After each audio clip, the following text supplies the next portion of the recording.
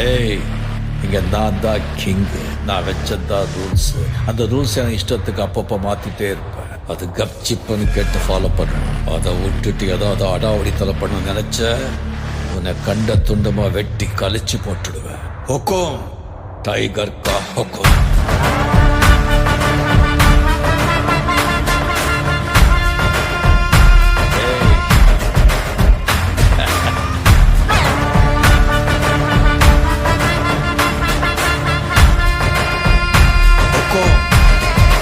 tiger